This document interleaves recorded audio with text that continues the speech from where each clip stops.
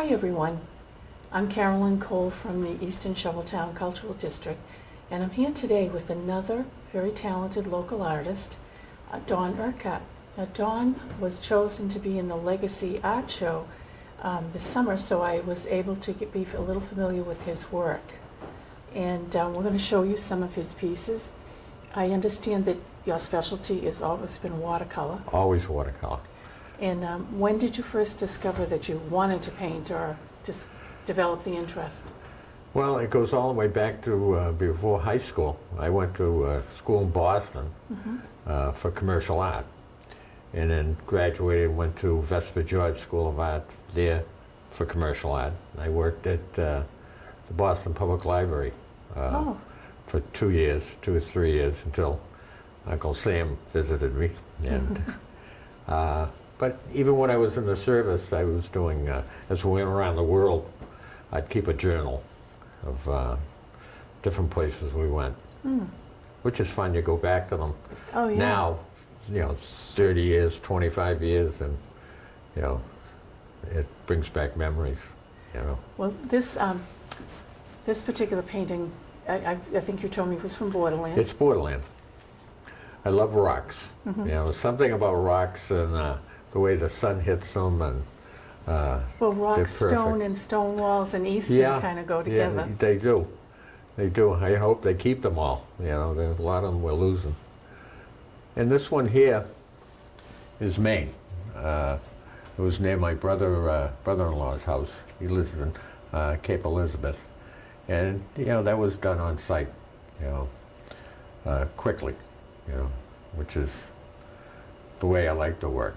Yeah, you had said that. Is it because the color is more intense when you work quickly, or? Yeah, it just flows better. For watercolor, it's quick putting down. All through your life, you go through different painters. Of course, in the 60s, it was Andrew Wyeth. And there's a painting over there. I started with basically studying Ted Kotsky, who did a lot of New England scenes. But, you move from him to Wyeth and then on from the other people. Right. And once you get into school, of course, you were dealing with Robert Douglas Hunter and people like that were teaching you. So it was a good experience. Oh, it was great. It was great. And of course, my wife paints oils, so yes, we work together on a lot of things. I used to frame for her.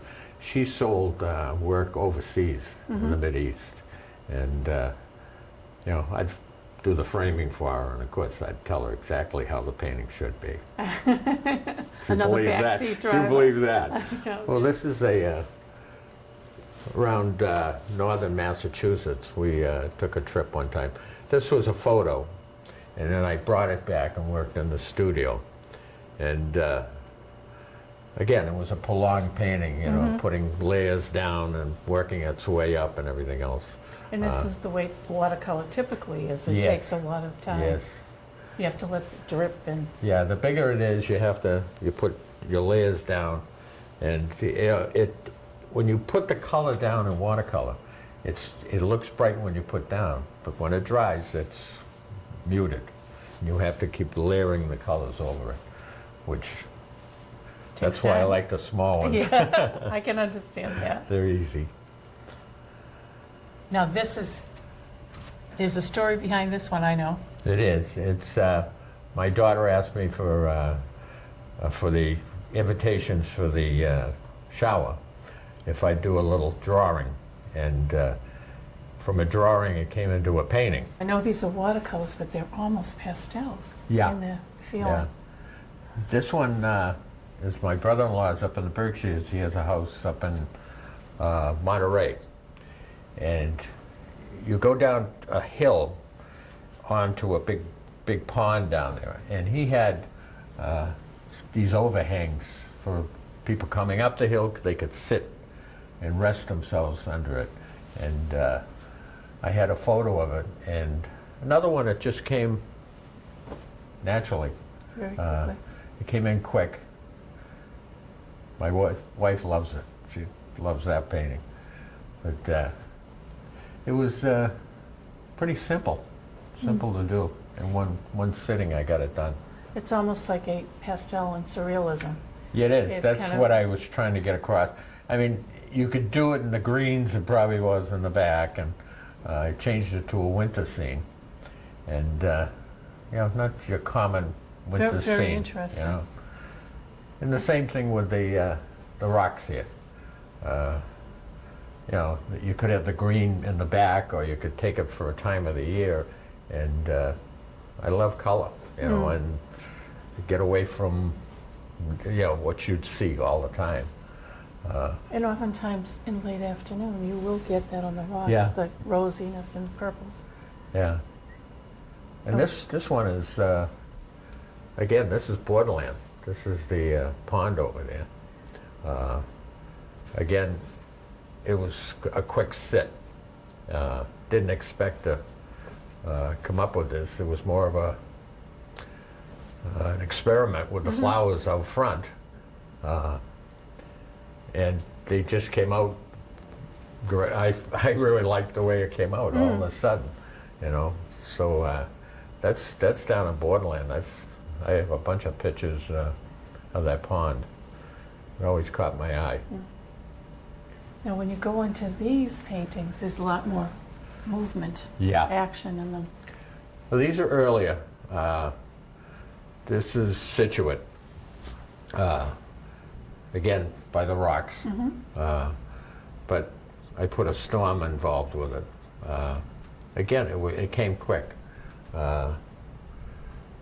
Putting them down, layering them.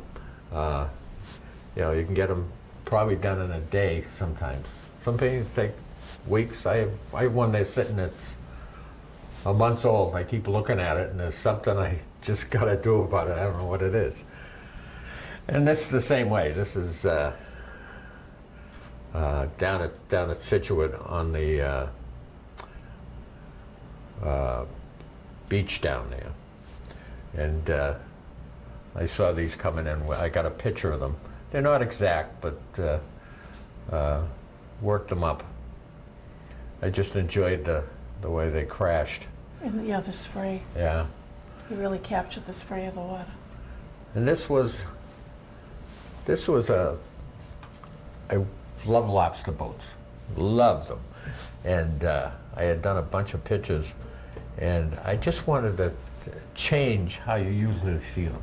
Usually see them on a, parallel to you or whatever. This one, I just wanted to put it so that it was facing you, coming right at you. As if you were on another boat. Yeah, Yeah. and it was coming it back. Just coming into shore, because you see the boat Yeah. with the birds, which you would see Yeah. that.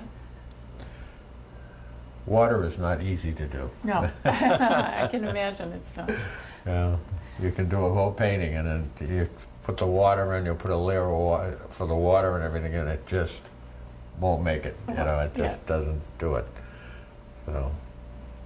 And then we have some more over here. Interesting pictures. This is another boat. Yeah, that's down at Martha's Vineyard. That was down one of the marshes down there. There was nothing on the boat, and I put the birds on afterwards, like an afterthought. It just needed something besides the boat. To add interest. Yeah, and again, it was part of my Wyeth time when you can see the way he put his foregrounds in. You work them up. And again, it was pretty fast, except for the foreground. The foreground took a lot of work With the grass. to put the foreground in, and they finally came out for me. And then we have two over here that are interesting. And these are, this is up in Maine, a photograph. I have a bigger painting of this. This was the smaller one. Believe it or not, I like the smaller one better than the bigger one. The bigger one had a couple bunnies in the rocks, and the colors just didn't come out the same way it came out on this. And this is Martha's Vineyard. This is Gayhead. Basically, my interpretation, looking over at it. Again, it was fun to do. Came very quickly, which that's the way I like to do things. The color's so pure when you do it like Yeah, that, you know. it's true. You know, working You don't at have time to rethink it either. Yeah, you're not working and doing it over and over again, which that's what watercolor is. Down, finish. Right. You know, don't overwork it. The colors come out much better. Okay, now is that it? I think that's it. Well, Don, thank you so much for joining us today. Well, thank you for having me. And we have enjoyed your art. Thank you.